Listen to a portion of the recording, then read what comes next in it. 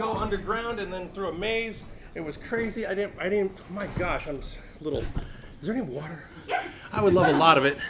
Oh, thank you. Wait, is this on? Testing. Yes. Hi. Wow, you guys are troopers, because getting over here even when you have special secret access, is a very difficult process. So I'm really impressed that all of you somehow managed to get in this room. Sorry about the last couple days. I was battling a cold that I'm totally well, so you can shake my hand and stuff. It's fine. It's just that it knocked me out pretty bad, and I was like, I'm either going to miss the whole show or I'm going to try to make it, and I power slept through it. So I'm here. I'm so surprised to see everybody in this room. This is very overwhelming. My name is Sean Schemmel. I'm best known as the voice of Goku on Dragon Ball Z, Dragon Ball Super, Dragon Ball everything. And I'll be appearing in the upcoming Dragon Ball Super movie. I'm very excited about that. I also voiced King Kai on the show. And for those of you, if somebody came to me, they didn't know I was Dr. Crowler in GX too. So I've done a bunch of other voices too. For Ninja Turtles, the previous incarnation, and Yu-Gi-Oh! And a bunch of other shows. I only say that because sometimes people don't realize that. What is this? Hello. Erase me. I'm a demon. Okay, sorry. I always like to leave secret little demonic messages when someone's recording. So I was like, yeah, no. I love doing that. Anyway, I just gave you a brief resume, just in case some of you are not familiar with me. People tend to focus on Goku, and that's fine. I love it. But I've done a lot of other things over the last 20 years. This coming March will be my 20th anniversary on the show, and I can't believe I'm still alive. And I can't believe how big it's grown. Dragon Ball is like, I was joking to myself the other night, Dragon Ball is like, has its own set of Dragon Balls. You know what I mean? Like, it keeps resurrecting itself, you know? It's got its own, it just keeps going. Or maybe Akira Toriyama has his own set of Dragon Balls, or maybe his balls are actually Dragon Balls. I don't know. And I mean that as a compliment to Akira Toriyama sensei. I totally mean that jokingly, respectfully, because I definitely don't want this video and get on Toei calls like, what's this about Toriyama's balls? It's just a joke and a compliment. So no, he's amazing, and I am so excited that he's come out to do the Dragon Ball Super movie. How many have seen the trailer? I'm assuming everyone's seen the trailer. I got goosebumps recording it and watching it. So it blew my mind. I'm guessing I've talked to the animation team a little bit, well, the head of Hayashida, and from what I understand, that animation style and quality is going to continue through the whole movie, and apparently it's going to be even more and just packed with just everything I think Dragon Ball fans love. So I'm really excited about that. I just try to do a brief introduction here, then we're gonna take some questions, and I see you every time when I forget your name because I'm terrible with names. It's all right. I'm not that memorable. I'm Danielle. Danielle, which I may refer to her as Donahue for those of you who get that joke, because she's going to be in the audience doing this. Well, sort of, actually. Yeah. It's not wireless. Oh, that's true. It's got to be wireless if you're Donahue and you need gray hair. But. Yeah, what we've been doing is we've been having people kind of line up in the center and doing questions that way. Yeah, that's not my style. Here's why. What happens is everybody gets in the line, we don't get through the line, and then the people in line are blocking everyone else's view. So I prefer to rove if possible. And if you can't get the mic out there, that's fine because it's not wireless. I will probably be able to hear you. So I prefer. From third row and back, just talk loud. Just talk louder, and we can't get mics out there. I just don't like the line. It screws everything up, and then all the 10 other people in line don't get a chance at a question. So it always ends up being just a cluster. All right, so yeah, that's me. Let's talk about you and questions you might have. So let's do some. There's a young woman over here. Yes, she's close enough to be on the mic. Yes. What's your favorite line to say as Goku? Ooh. Well, that's a question that changes as time goes on, because I do, sometimes it's an outtake I do. I just realized that, well, the one was an outtake where I said I forgot my tractor in Dragon Ball Super, but I did like I purposefully overdid that line when Goku finds out Vegeta's training without him and he does the Kool-Aid. Vegeta's doing what? And he just punches through. I was like, it's got to be like just over the top. That's one of my favorite lines. And I will not let you destroy my world from Battle of Gods. That was that video. I didn't know. I forgot they were rolling video when they shot that. I was not putting anything on for the camera. That's just me in the moment acting like a total crazy person. But it turned out well, and I was surprised. I was like, oh my God, that's actually pretty cool. So yeah, it varies from time to time. But those are ones in recent memory. Recently I just threw in the Head Chala song on that when Goku's jumping on the Nimbus cloud. I threw that in there real quick because I thought it'd be funny. That was real fun to do. So that's one of my favorites. Let's get somebody else. Yes, right here in the front. Then we're going to move to the back. Don't worry, we will get people in the back even though we don't have a long enough cable. So aside from Goku, I just got to say I love your hair. I just really want to compliment your hair. I just want to talk about how incredible your hair is. Yes. Oh, go ahead. What was your question? So you said you voiced a lot of other characters. Yeah. Other than Goku, who stands out to you as most memorable or most entertaining to do? Well, for me, a couple of the more obscure ones, I really enjoyed playing on Sakamaru in Ninja Nonsense. If you guys ever seen that obscure anime. I enjoyed playing Dr. Crowler in Yu-Gi-Oh! GX, Lucario in Mystery of Mew. I'm trying to think of another one. Tetsugu and Giant Robo. There's some, more obscure roles that, weren't necessarily mainstream that I really enjoyed. And I love playing King Kai on Dragon Ball quite a bit. That's my favorite scene in Battle of Gods is the whole scene when Goku and King Kai have to meet Beerus the first time. Because, as an actor, I'm thinking, okay, I got to play this. So it sounds like two different people who are having a conversation, and then that the audience, hopefully will believe it's two different people, and then do the comedy and the straight, elements appropriately. So that's a lot of fun. Those are some that come to mind. Let's get some people in the back. Let me go way in the back. Yeah, that guy with the hat who just raised his hand. Yeah, you. Yes. What's your most favorite episode that you did? There's not a favorite episode. I gotta say, any episode I do, I can always nitpick something and say, I could have done that better, or I could have done that. Even with other cast members, but I'm sure they nitpick my work as well. I mean, we all constructively criticize each other mentally or verbally, mostly mentally. We respect. I think the cast is fantastic, but my favorite two things so far, other than doing Dragon Ball Super, are Battle of Gods and Resurrection F.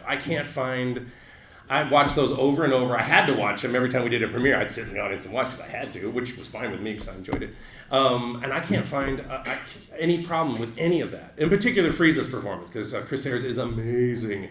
I hope he'll be returning for the movie. We all know he's in poor health and he needs a heart and lung transplant. So hopefully he will pull through. But I think he's doing well. So I hope you all wish him a nice big spirit bomb for Chris Ayres there. So. What was the question?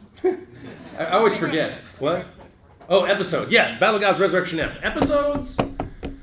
Probably the Majin Vegeta, with that whole Goku Vegeta, conflict has been, in recent years, the thing that my mind has attached itself to. It's its own story arc, in my opinion. I don't think Dragon Ball would be Dragon Ball without the Goku. If one of those two dies, for permanently, and is not on the show in spirit or otherwise, Dragon Ball would be over, I think, because that Goku-Vegeta relationship is such an integral part of the whole storyline. At least that's how I interpret it. Remember, I think people, I want to reinforce, because people don't realize this sometimes, I'm just the actor. So my opinions on story and Kira Toriyama, he's the guy. So he's the guy writing it. I think sometimes people take my opinions on stories like if it's kind of a sank or a sect or something, or if that's the right word, and I'm like, it's just my opinion. I'm a little wired here because I had to sign like crazy for 2 hours, and I haven't had any sleep, and I was sick for 2 days, so if I'm talking a mile a minute, hopefully you can follow. Let's do another question in the back. Let me go to the back, and then we'll move towards the front. All the way in the back, the little man with his hand, not with put my pants on one leg at a time. Yes, you put it down. Once they're on, I make gold records. Sorry, it's a cowbell sketch, remember? Now a question, Bruce Dickinson. Yes, you're pointing, yes, now you're rotating your hand. Yes, you have glasses, you're touching your glasses. Yes, you. Yes, go, yes, you keep, yes. You look, yeah. Yes. You got it. Tell the gentleman here, the security guard with the very smooth head, he's my new best friend. And I thought he was going to pull out a silencer gun on the way down. He looks like such a badass. We were walking on the ramp, and I thought he was going to go, like, I even made that joke, and he didn't really say anything. And I was like, okay. Maybe you could run down there, Daniela. Sorry, we don't have the magic mic. Magic mic! I'm not going to show you my abs, because I have one ab. I need to work out. I don't have Goku abs. Magic mic. I don't even understand that. I didn't see that movie. I just saw the ads, so I'm like, what the? I think it's about abs, apparently.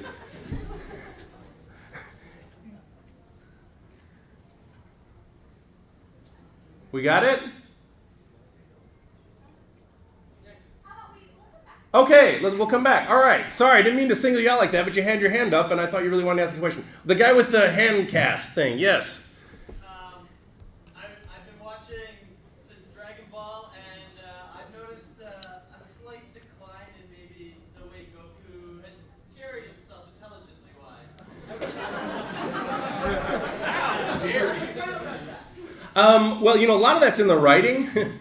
And remember, this was a Saiyan who got hit on the head by a rock when he was a kid. He has a head injury. I, too, had a serious head injury as a child. There's a funny story about that. But that probably explains my odd behavior. But Goku is, okay, it's really weird because I think about Goku a lot. Like a lot. And whether I like it or not. And I have this weird theory that on the one hand, Goku is so enlightened and transcendent that he kind of just knows it. When he says, it'll be fine, either he's hardcore gambling or somehow he just intuitively knows it'll be fine, or he's an idiot. But then he always is kind of right, And so I'm wondering if he's just so, he's got a card he never plays, because he really showed that skill during the Cell Saga when he really kept that Gohan card hidden. That was very smart. I mean, really, because I was playing the character, I'm like, yeah, he's kind of clueless, he just likes to fight. And then he plays this very smart chess game against Cell, keeping Gohan hidden. So I wonder if there's a hidden martial arts intelligence or something that's transcending that perhaps we'll see at the end or we'll never see, or it'll be a mystery. You know what I mean? The way they've written him in Super, I keep Japanese scripts in the booth with me when I'm recording, so I try to keep, in case the writers stray from it, or the writers of Funimation are very good, but every once in a while it'll be straying from what I call the canon of the character. It's really weird. I've been playing the character so long, I discovered that I have a certain set of rules I use to play Goku. When I was on the IGN interview, they asked me to read mean Yelp reviews, and it was so out of character for me. I was very uncomfortable. Actually, I love those people. I'm a huge fan of IGN, and it's not their fault. But after the interview, I remember thinking, God, that was really uncomfortable. I had to violate like 10 Goku rules just to do that. It was really strange for me. So I wonder if he is equally clueless or just very, very enlightened. I'm not sure. I love the way he's portrayed in Super, and that's all straight from the Japanese script. So pretty much verbatim, well, not verbatim, but verbatim through an adaptation, yes. But the meanings are verbatim. So I like it. I mean, I like him struggling with modern technology. I think it's funny. And I love it when he writes come on. You don't have to look at the script when you see the animation. He's got his grocery list and he has to draw a picture of a pig. And he's written the word pig, like real crappily, and cow to get meat, for home. Goku, I don't believe, attended school. So there's that. I think he's very smart in his own way, but I don't think he's exactly educated.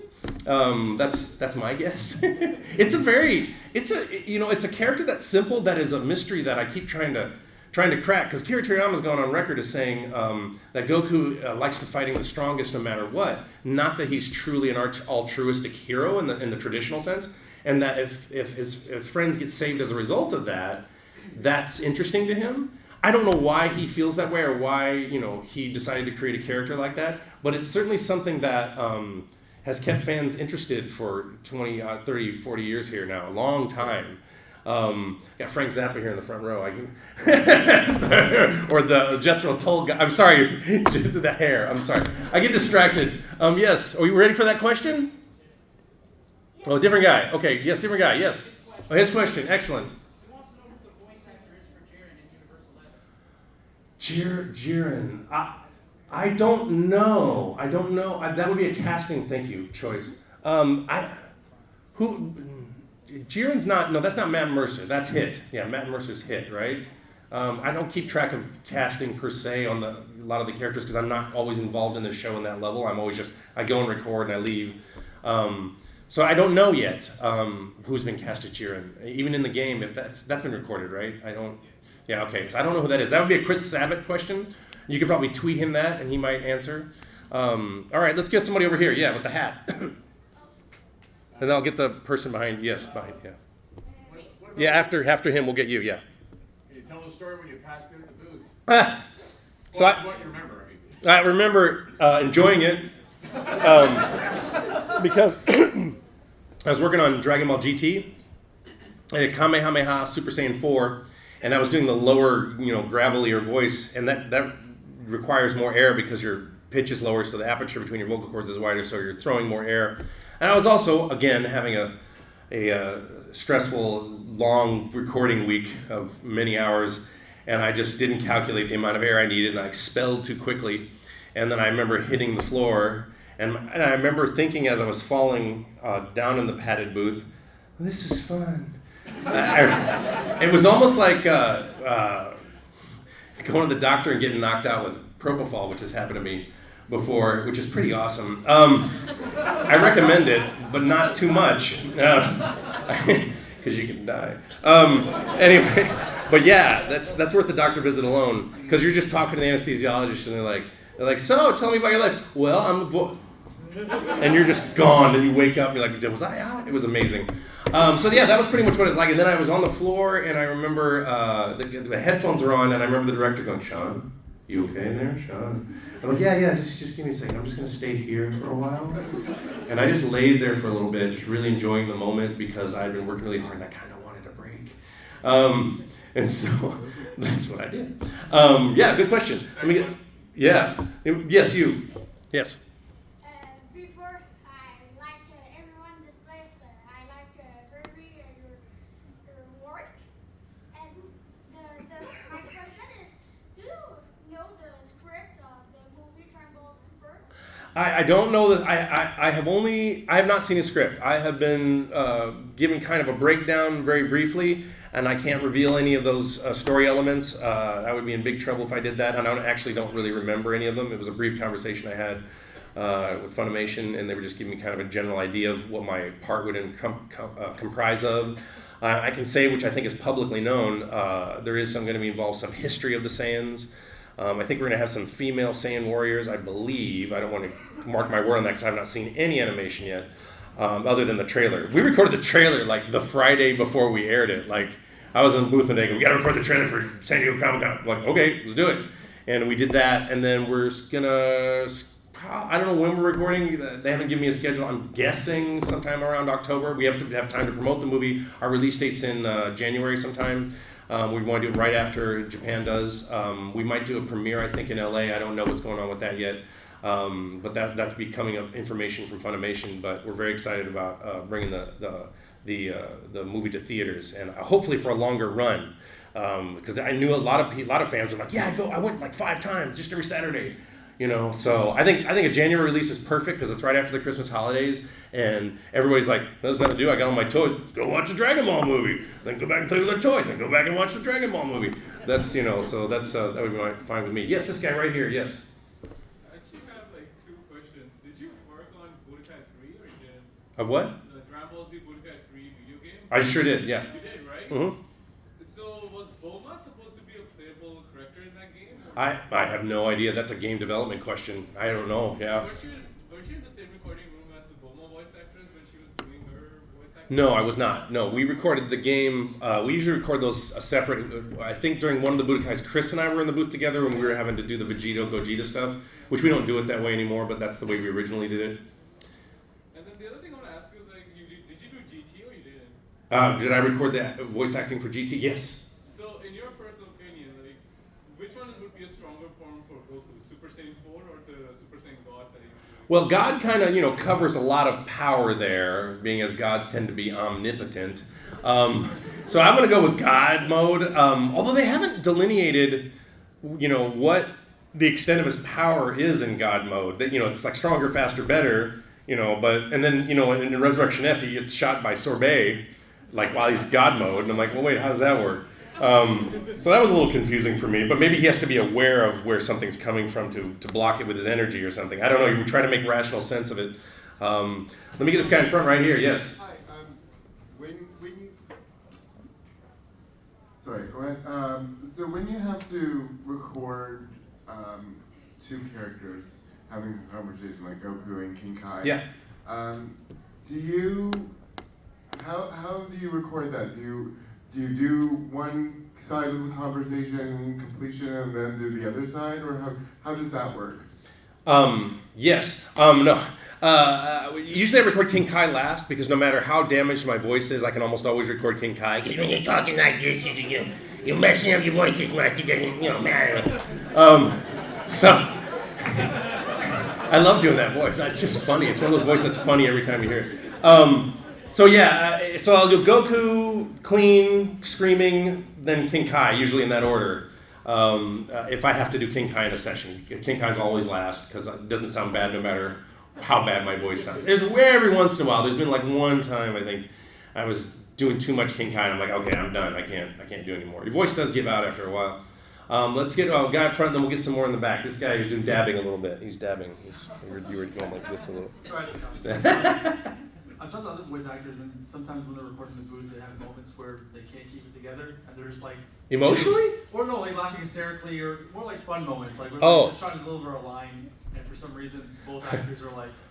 I was just wondering if you had any stories like that, and if you guys do still work in the booth together ever. Well, we don't. Most dubs do not work in the booth together. Most prelay shows, at least in my experience, do.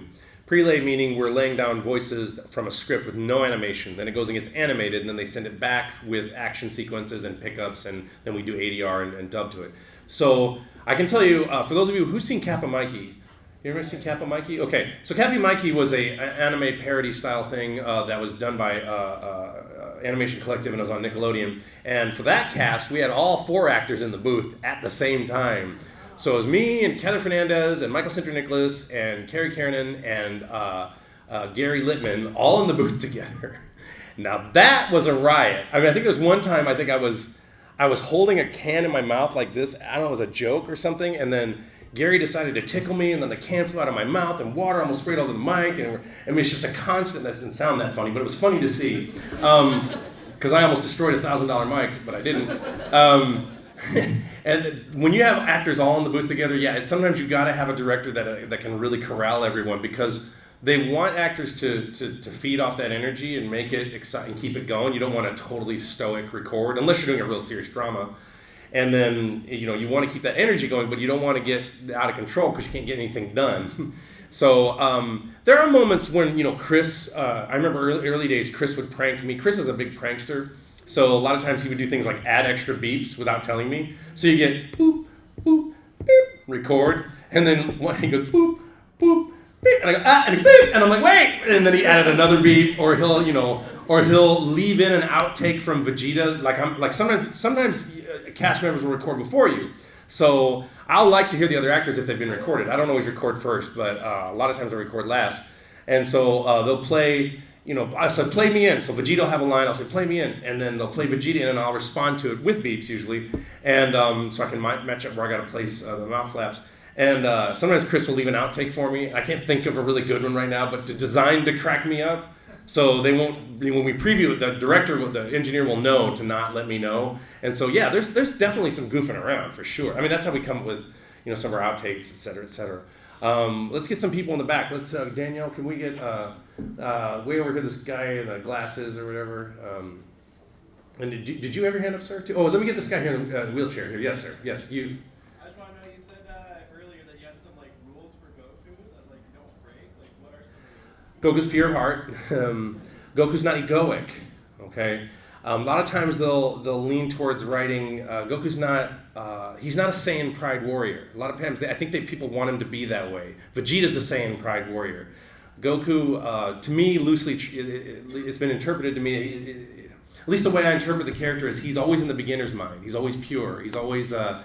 He's not going to be number one to go show somebody I'm number one. Because you ever notice when he beats somebody, he's like, that was great. We can do that again sometime. Like he's not in your face. He's not like that guy. He's a good guy. He wants to win. He loves to be challenged. He's appreciative of other people who are strong fighters. And a lot of times, even if they're evil, but he will defend his family. So he always stays in this pure state. And he's not a narcissist. He's not egoic. He cares about fighting no matter what. That comes straight from Akira Toriyama. There's a lot of children here, so I'm not going to make any of those jokes, but there's a lot of jokes we make about Goku really liking fighting more than anything. That he has a you-know-what for fighting. That's all he cares about. That's a joke we make in the booth. But I'm trying to remember. I actually wrote them down one day because someone asked me, my producer's like, why don't you write them down so we understand when we're adapting these scripts what you're going for. And sometimes I'll see, well, they'll try to write him more like the proud Saiyan warrior, and he's not. He's got this really unique specialness because that's Vegeta's role, and when he's doing that, when Goku shows up, then you have that contrast. If Goku starts being like Vegeta in that way, we start losing the clarity of the character, and I think Goku stays in this kind of pure state. I mean, he's competitive. He gets jealous when Vegeta is training without him because he wants to be the best, but not, I don't believe, for egoic reasons. I think if he ended up being the best and there was no one to beat, he'd be bummed out. He'd be like, well, there's nothing to do. I don't even know if he'd be happy training other people. Trained Oob, but I don't know if that would really make him happy, from what I've gleaned from playing the character this long. So I try to keep him in that state of pure enlightenment to where he's always in that beginner's mind, which I think that's what it means. I don't know. I would love to have talked to Akira Toriyama before I got the part, which usually you get to do, but it's a dub, and so we don't have that luxury. So those are some of the basic rules I have for Goku. That anytime it looks egoic or narcissistic or all about Goku. I usually check in the Japanese, and the Japanese is usually different than what's in the English, and I'll usually rewrite to what matches the meaning in the Japanese. In fact, I always will. So that's a good question. Let's get somebody else. While Danielle's over, then we'll come back to the front. I'm trying to mix it up. And I might have to end this panel in about 12 minutes, only because it took a little longer to get over here, and I still have to go back to the green room, take a small break, and then I'll be signing from 5 to 7. This guy right to your left, Daniela. Yeah, right there. That's true. Could you say, I won't let you destroy my world as Black I will not let you destroy my world. That hurts. I lost my voice for several days doing Black Doom. You're welcome. More water, yes, thank you. This guy right here, yes, because you caught my eye, and I like the flannel. Very Canadian. It is. By the way, for the record, before we say, I'm a huge Letterkenny fan. Do you guys watch Letterkenny? That show is amazing. My girlfriend turned me on to it. She's like, you gotta watch the show. But it's so colloquial and so Canadian, I have to watch it with subtitles. I can't understand it. I literally cannot understand it. I go, what did he say?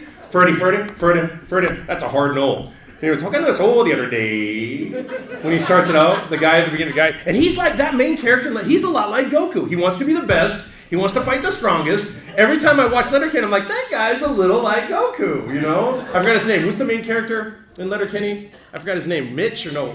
I forgot his name. Wade? Wade? Wayne. Yes, Wayne. He is hilarious. Anyway, let me ask you a question. You just the flannel reminded me of Letterkenny. Sorry. So I always wanted to ask, in terms of Dragon Ball Z and maybe a future series, have you ever thought about, is there a different character that you would like to see focused on for a new series or a movie instead of always focusing on Goku, Vegeta, and No. couple characters? No. They can focus on other characters as long as I have a lot of lines. No. I think the Bubbles story would be fascinating. No, I'm kidding.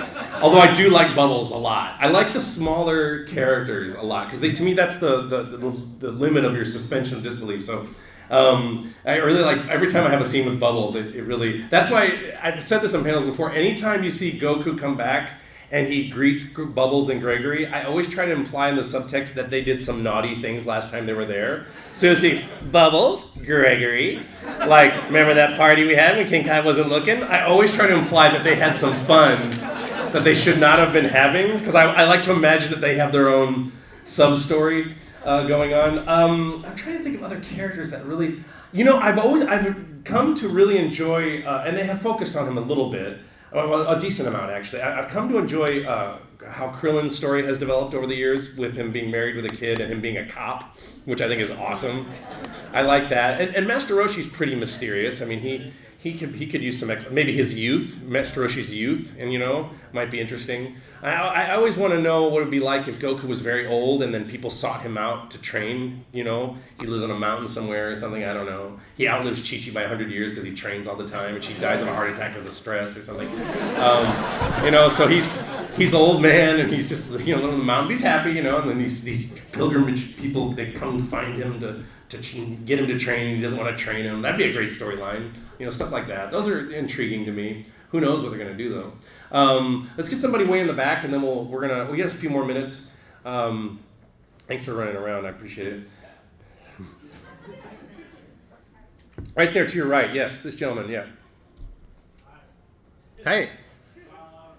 So, doing all of the powering up and all that takes a ton out of you. How fun was it to do the one filler episode that anyone ever cares about, the driving episode with Pickle? Oh, that's one of my favorite episodes, actually. I love that one and the baseball episode on Super. I just signed a bunch of baseballs, by the way, at this last convention. I don't know if you've seen them online. But the guy says, "You want to sign some baseballs?" And I go, "Why do you want me to sign baseballs?" And then I went, because I thought it was kind of a dumb idea at first. And I went, actually, there's a baseball episode. So I signed 2 sets of 7 balls, and I drew the stars on each one. So if you get them, you'll get 7 dragon baseballs. But yeah, I love the driving episode, and I love the baseball episode. There was another filler episode that I really, really loved. I can't remember. But yes, was that the question? Did I like it? Yes, I loved it. It was one of my favorites, actually. I'm glad you reminded me of that. I've been doing this 20 years, so I think I recorded the driving episode in early 2003 or 4. I don't know. It was a long time ago. Let's get this guy right up here who's filming me. Yes. No, but it's fine. I think you have been a fan of Dragon Ball Z and Goku in particular since 1999. My question is really how the character has Goku in particular from Z to Kai to Super to GT, all stuff. How he's evolved, difference, compared to different dialogues and all that. You're talking about the Goku, how the character of Goku has evolved? Since you since you've been Goku. Well, it's I've been Goku since '99 before they recorded in Canada, and we had to take over for the Canadian cast, and it was a difficult shoes to fill because Funimation was trying to dubs were not Japanese anime was not mainstream at the time, and they were doing what I called following the Pokemon formula, which is make it as American as possible. And what's that? Eat your hamburgers, Apollo. I don't understand the joke, but thank you. But yeah, and I can understand why they do that. They weren't sure if it was going to sell. It wasn't necessarily a mega hit like it is now. And then for Kai, we went totally purist. I don't think my vocally and my acting has definitely gotten better. At least I think it has, because I listened to some early Z stuff, and there's a lot of things I wish I'd done differently. But I was a new actor. Dragon Ball Z was my first audition.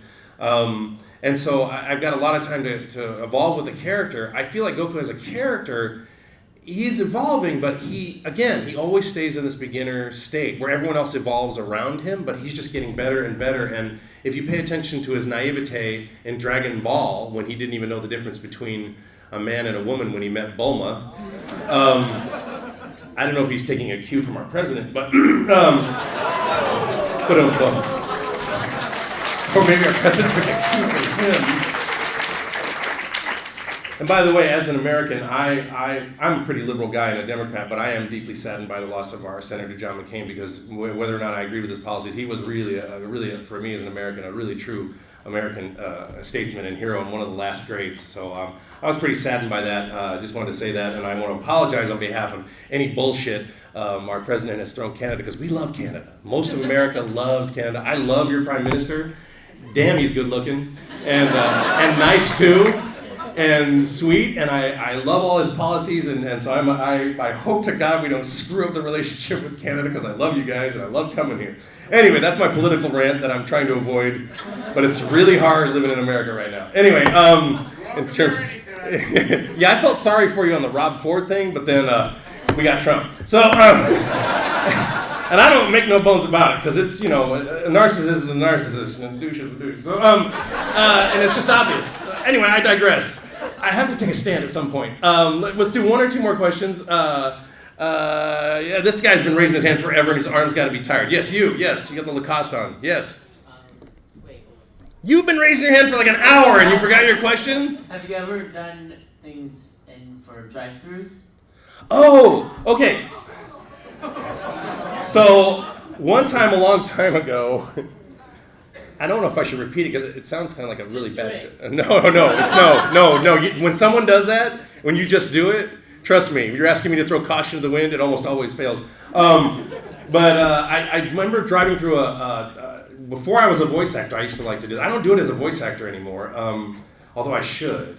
But I don't really. I feel like because it's such a mean trick. But I drove through Taco Bell ordering food as Lieutenant Worf once.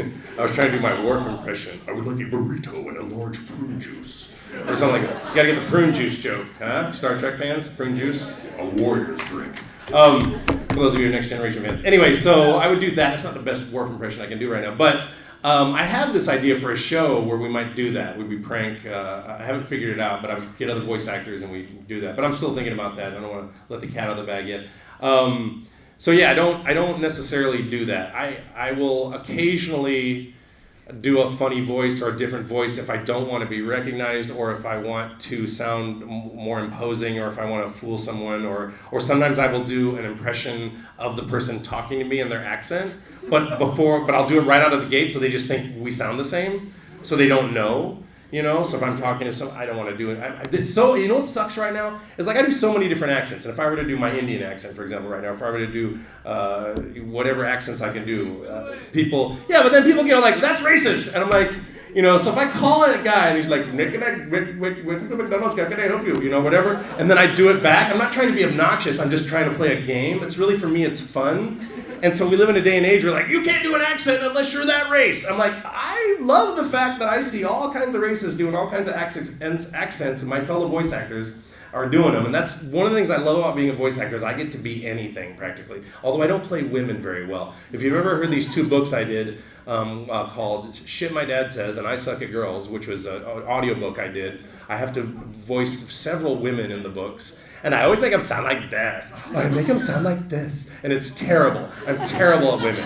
I'm terrible at doing voices of women. So let's do one or two more questions. You're like, just do it. Speaking of women, we haven't taken a question really from hardly any women here today. Let's do a question from this woman right here. Have you ever tried to do the other characters' voices, like do impressions of them? Oh yeah, a lot of times I will read myself in if Chris isn't available as Chris. And at the end of Resurrection F, that's me doing an impression of Chris when he goes, my Bulma, at the end. That was when Goku's like, yeah, remember Vegeta, and you were upset. You were all like, my Bulma. That was awesome. That was me. And I asked Chris, I go, can I just do my bad Vegeta impression? He's like, yeah, go ahead. No problem. And everybody loves my Chris Saban impression on panels. He's like, yeah, that's great. Yeah. He can barely do an impression of me because my voice is too high. In fact, when I do Gogeta and I voice first, he's like, can you not be so peaky and valley? Meaning going, talking like this up and down, because he goes, I can't get that high. I can't go. You can't. It's really funny to ask Chris to do anything in a falsetto or anything really high. He'll do it, and it's awesome and hilarious. All right, we got to do one more question. We're going to wrap it up. Let's get Spider-Man here, because your Spider-Man shirt caught my eye. With the video that you and the other cast members from Resurrection did where you dubbed over scenes from other movies. Yes. The King Kai one movie. Today, we show those alien slime bags. Oh. Would you ever think of doing that again? Or I was going to record a Tenacious D song as King Kai and Goku, the one that I can't repeat here. And I have done, well, there's kids in the audience, but, I wanted to, I have rapped I Like Big Butts as King Kai before. I like big butts and I cannot lie. You other guys can't deny. When a same walks in with an itty bitty waist and a round thing in your face. No, and a tail in your face, that's right. You get sprung. King Kai's in trouble. I always want to do that. Which I've done it so many times, I always get me laugh. You guys are amazing. I gotta wrap this up. I'm gonna be at my table 5 to 7, and I'll be here tomorrow. I'm sorry I wasn't here the last 2 days. I was under the weather, but I'm good now. And thank you for making the trek over here. It's so difficult to get over here. I'm so impressed you all made it. And it's always great to meet everybody here in Toronto. I love coming here. Thank you so much. Take care. Thank you for watching the Convention Junkies coverage of Fan Expo Canada 2018. Join the conversation below with a comment, and don't forget to like and subscribe to see more. If you would like to help us with future projects, please visit our Patreon page.